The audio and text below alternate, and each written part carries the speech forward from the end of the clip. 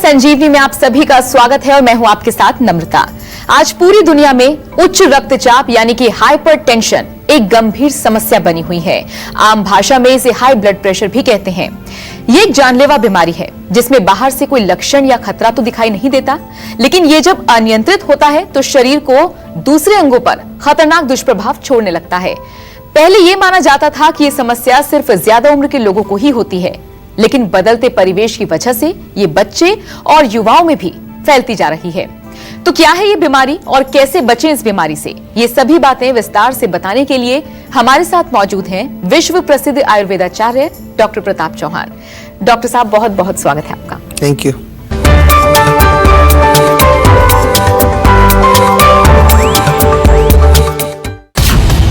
क्यों बढ़ जाता है बीपी?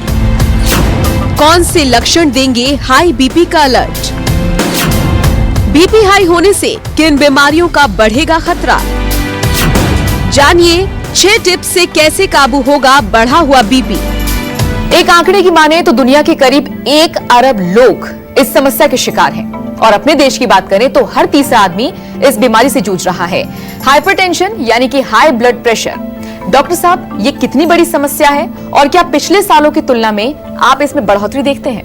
जी बिल्कुल। देखिए, जैसे आपने कहा कि हर तीसरे व्यक्ति को ब्लड प्रेशर भारत में है। बहुत एक खतरनाक ये एक आंकड़ा है और पूरे विश्व में ये रोग बड़ी तेजी से बढ़ रहा है और भारत में भी बड़ी तेजी से बढ़ रहा है। हमको थोड़ा सा जो है चिंतन करना है before we start taking tablets. सब लोग जो एक बार ब्लड प्रेशर शुरू हुआ तो गोली खाना शुरू कर देते हैं और उनको ये बता दिया जाता है कि अब ये जिंदगी भर आपको गोली खानी पड़ेगी। थोड़ा सा ये भी देखो कि जिंदगी भर आप क्यों दवाई खा रहे हैं। रोग के कारण को समझो कि क्यों कारण हो रहा है। डेफिनेटली इसका एक बड़ा कारण है कि हमने जो पाश्चात्य कल्चर को अपनाया है, जो वेस्टर्न कल्चर को, तो उनकी बीमारियां भी जाहिर सी बातें आएंगी। हमारे जो जो बीमारियां वहाँ पॉपुलर है यहाँ भी आने वाली हों। हमने खाना पीना अपना बदल दिया है, तो अपना खान पान, अपना लाइफस्टाइल, यही एक बहुत बड़ा कारण है ब्लड प्रेशर के बढ़ने का और इसको इसीलिए एक लाइफस्टाइल डिसऑर्डर में इसको गिना जाता है।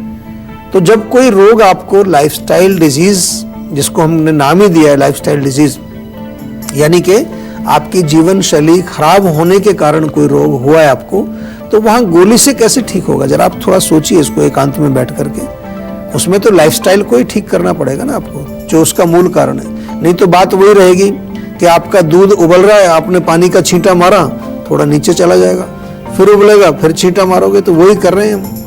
एक गोली रोज ले लेते हैं, उससे थोड़ी देर के लिए नीचे दबा रहता है, फिर ऊपर आता है, फिर एक गोली ले लेते हैं। जब तक हम उसका रूट कॉज, यानी कि जब आग को जब तक बंद नहीं करेंगे, वो उबाल तो आता रहेगा उसमें। तो रूट कॉज को समझना है और आयुर्वेद में हम यही काम करते हैं। जब हमारे पास पेशेंट कोई भी आता है हाई ब्लड प्रेशर का, तो हम देखते हैं कि कौन सा दोष प्रकोपित है, वात, पित्त, कफ या कोई और कारण है। मेंटल स्ट्रेस भी एक बहुत बड़ा कारण है ब्लड प्रेशर का, और उसकी चिकित्सा की जाती है। और चिकित्सा जब हो जाएगी तो रोग ठीक हो जाएगा। कोई बहुत बड़ा रोग नहीं है, अगर आप सही प्रकार से इलाज करें। रोग बहुत बड़ा नहीं है, लेकिन अगर इलाज नहीं करेंगे रूट कॉज का तो भयंकर रोग है ये। अनेक प्रकार के कॉम्प्लिकेशन जिनकी बात करेंगे आज हम, वो ब्लड प्रेशर की वजह से आपके शरीर में होते हैं। वैसे एक रिसर्च की माने तो बताया जाता है कि अगर किसी को हाई बीपी की समस्या है तो उसकी उम्र 12 साल घट जाती है और जिसे प्री हाइपरटेंशन है उसकी उम्र से 4 से 6 साल की उम्र कम हो जाती है। डॉक्टर साहब से जानेंगे कि दरअसल बीपी है क्या और कैसे ये डिसाइड होगा कि ये नॉर्मल रेंज में है या फिर बढ़ा हुआ। देखिए, सबसे पहले तो ये डरने वाली बात नहीं है। बहुत सारी ऐसी रिसर्च आ जाती है कि एकदम से आप घबरा जाते हो कि मेरे को ब्लड प्रेशर हो गया तो मेरी तो 12 साल उम्र कम हो जाएगी अभी, और फिर डर में आप जो भागते हो गोली खाने के लिए। ऐसा कुछ नहीं है, थोड़ा समझने की ज़रूरत है। हमारा ये जो बॉडी का जो सिस्टम है, जब आप इसको थोड़ा सा पढ़ेंगे, आजकल चीज़ें आप गूगल में भी जा कर के पढ़ सकते हैं अपने से। ये इतना अच्छा सिस्टम बनाया है, इतना इंटेलिजेंट सिस्टम है कि जहाँ कहीं खराबी होती है तो पहले तो ये खुद ही फिक्स करने की कोशिश करता है उसको। तो और अगर फिक्स नहीं होता है तो फिर दूसरा हम जो आयुर्वेद में बताते हैं आपको कि जो भी आप इलाज करें वो नेचुरल तरीके से आप इलाज करें। तो इलाज जब आप सही करेंगे, प्रॉपर इलाज करेंगे, तो कोई ऐसी घबराने की बात नहीं है। और जहाँ तक मैंने कहा कि आयुर्वेद में जो आपको इलाज करना है वो प्रॉपर इलाज, उसका रूट कॉज, उस पर इलाज करेंगे। तो इलाज आप करिए ठीक से, कोई घबराने की ज़रूरत नहीं है। ब्लड प्रेशर को ठीक करने के लिए सिंपल सी चीज़ें, लाइफस्टाइल आपको ठीक करना है, एक्सरसाइज करनी है, थोड़ी ब्रीदिंग एक्सरसाइज करिए, खाने पीने में विशेष रूप से नमक का, हम जो कहते हैं नमक कम खाना चाहिए, तली चीज़ें नहीं खानी, चाय कॉफ़ी इनका प्रयोग नहीं करना है। बहुत सारी चीज़ें हैं जिन पर फोकस करेंगे तो आपका ब्लड प्रेशर नॉर्मल आएगा, कोई से घबराने की बात नहीं। तो बेसिकली रूट कॉज क्या है, यानी कि वजह क्या है जिस वजह से समस्या हो रही है, इस पर ज्यादा ध्यान देने की जरूरत है, ऐसे डॉक्टर साहब कह रहे हैं। और क्योंकि जब तक रीजन नहीं पता होगा आप उसका ट्रीटमेंट कर ही नहीं सकते हैं। आगे बढ़ते हैं। 2/3 लोग जिन्हें हाई बीपी होता है उनकी उम्र 60 साल से कम होती है। वहीं लोगों के बीच आम धारणा यह भी है कि ये रोग बुजुर्गों या फिर शहर में रहने वाले लोगों को ज्यादा होता है। तो इसे लेकर आप कहेंगे कि शहरी लोगों को ये बीमारी ज्यादा सताती है। डॉक्टर साहब, क्या ये बात सच है? देखिए, शायद कुछ साल पहले ये बात सच थी, आज से 30-40 साल पहले। आज जो है मैं नहीं समझता कि शहर और गांव के लोगों में कुछ खास फर्क रह गया है। जगह अलग अलग है, वो रहते हैं दूसरी जगह पर, वहाँ शायद उस तरह के हाउस नहीं है, घर नहीं है, लेकिन खान पान लोगों का अब गांव में भी लोग नूडल्स खा रहे हैं, गांव में भी लोग जो है बर्गर्स खा रहे हैं, फास्ट फूड खा रहे हैं, कोल्ड ड्रिंक गांव में भी मिलती है, स्मोकिंग वहाँ भी कर रहे हैं लोग, और वहाँ के लोग भी सेडेंटरी हो गए हैं। अभी गांव में जो खेती बाड़ी करने वाले लोग हैं वो भी अब सब मशीनों से काम उनका होता है, तो इसलिए जो है अब ज़्यादा फर्क नहीं रह गया है। इसलिए गांव के अंदर भी जो है मैं समझता हूँ कि बहुत सारे पेशेंट हमारे पास आते हैं। हमने डेटा जो हमारे कलेक्ट किया है, हमारे पास आज विश्व का सबसे बड़ा डेटाबेस पेशेंट्स का है, 15 लाख से भी अधिक लोगों का पेशेंट का डेटाबेस हमारे पास है। तो उसमें हम देखते हैं उसमें ग्रामीण के बहुत सारे लोग हैं जो उनको ब्लड प्रेशर होता है, और नॉट नेसेसरी डायरेक्टली, कई रोगों का कॉम्प्लिकेशन भी ब्लड प्रेशर होता है। तो इसमें हमें समझना यही है कि it's not a matter of गांव और शहर, कि खान पान क्या है, लाइफस्टाइल क्या है, वो देखना है। तो खान पान और आपका लाइफस्टाइल कैसा है, इस पर डिपेंड करता है कि आपको कौन कौन सी समस्याएं होने वाली है, ना कि इस बात पर कि आप गांव में रहते हैं या फिर शहर में। वैसे कहते हैं कि बीपी अकेले नहीं आता, बल्कि कई ऐसी बीमारियां हैं जो अपने साथ लेकर आता है। तो डॉक्टर साहब, आपसे यही जानना चाहेंगे कि वो कौन कौन सी बीमारियां हैं जो बीपी होने की वजह से हो सकती हैं। देखिए, ब्लड प्रेशर से सबसे पहले तो हार्ट का ही प्रॉब्लम आपको होता है, क्योंकि हार्ट से इसका संबंध है। जो खून पंप करता है हमारा जो हार्ट, तो उसमें हार्ट अटैक के चांसेस रहते हैं, या फिर बहुत ज़्यादा ब्लड प्रेशर से कोई आपकी छोटी सी ब्लड वेसल, आपकी आर्टरी या कोई और चीज़ ब्लास्ट हो जाए, उसमें ब्लीडिंग हो जाए, स्ट्रोक जिसको कह देते हैं, पैरालिसिस उससे हो सकता है। इसके अलावा जो है, अगर जो हम देखें, किडनी की प्रॉब्लम्स होती हैं, आँखों की प्रॉब्लम्स होती हैं, या फिर जो है हमारे जो ऑर्गन्स, तो ब्लड तो सभी जगह जा रहा है, किसी भी ऑर्गन में जो है वहाँ जा कर के जो दूषित ब्लड जाएगा, एक तरह से उसको हम सही नहीं कहते, तो वहाँ भी प्रॉब्लम्स होती हैं। और इसके अलावा अगर हम देखें तो हमारे जो पूरा ओवरऑल जो बॉडी की इम्यूनिटी है, बॉडी नर्वस सिस्टम में भी इसका बहुत बड़ा रोल होता है। नींद प्रॉपर नहीं आती लोगों को, उसके बाद टेंशन, स्ट्रेस बढ़ जाता है, तो ये सारा ओवरऑल इसके कॉम्प्लिकेशंस होते हैं। तो इसको लाइटली नहीं लेना है, क्योंकि ये एक ब्लड प्रेशर तक ही सीमित नहीं रहता। अगर हम इसको ठीक नहीं करेंगे, केवल गोली लेने की बात नहीं कर रहा मैं यहाँ पर, अगर उसकी जड़ को ठीक नहीं करेंगे तो और भी रोग आपको आने वाले हैं। यानी फिर वही बात कि जड़ को समझने की जरूरत है, उसका रूट कॉज जानने की बहुत बड़ी जरूरत है, तभी आप उसके सॉल्यूशन तक पहुंच सकते हैं। वैसे ये बड़ा कंफ्यूजिंग है कि जब डॉक्टर बता दे कि हाई बीपी की प्रॉब्लम है तो दवाई कब से शुरू की जाए। कुछ डॉक्टर्स कहते हैं कि अभी से शुरू कर दें, और कुछ डॉक्टर्स कहते हैं कि बाद में दवाइयां लें। तो डॉक्टर साहब, कितनी रीडिंग के बाद ये मान लिया जाना चाहिए कि बीपी की दवाइयां लेनी शुरू कर देनी चाहिए? देखिए, बात फिर वही आती है, दवाई तो आप जरूर शुरू करेंगे, लेकिन पहले ये तो देखो कि दवाई किस चीज की लेनी है। क्या केवल आप ब्लड प्रेशर को थोड़ा दबाने की कोशिश कर रहे हैं दवाई से, या आपको रूट कॉज ठीक करना है? तो दवाई तो जब रोग आ गया तो दवाई तो शुरू करनी है, इसमें वेट नहीं करना आपको। लेकिन यहाँ मैं आपको एक थोड़ा सा निर्देश ये दे रहा हूँ कि केवल आप इस पर मत जाइए कि एक टैबलेट मैंने ले ली, मेरा काम हो गया। नहीं, ऐसा नहीं। आपको ढूंढना है कि ब्लड प्रेशर हुआ क्यों मेरे को। बहुत सारे लोगों को मैंने देखा गैस के कारण उसको ब्लड प्रेशर होता है, किसी को एसिडिटी के कारण ब्लड प्रेशर होता है, किसी को मोटापे के कारण ब्लड प्रेशर होता है, किसी को टेंशन, स्ट्रेस के कारण ब्लड प्रेशर होता है। तो सबके कारण अलग अलग हैं, तो सब में एक ही गोली क्यों दी जाए? कारण के हिसाब से हमें अलग अलग दवाइयाँ देनी चाहिए अगर रोग को ठीक करना है। और अगर केवल ब्लड प्रेशर को हमें डाउन दबाना है तो कितना दबाओगे तो प्रेशर तो उसका और बढ़ेगा ना, ऐसे दबाओगे तो ऐसे प्रेशर बढ़ेगा। तो इसलिए दवाई तो करनी चाहिए, तुरंत शुरू करनी चाहिए, as soon as you find out कि आपको प्रॉब्लम है, लेकिन दवाई आयुर्वेदिक करिए।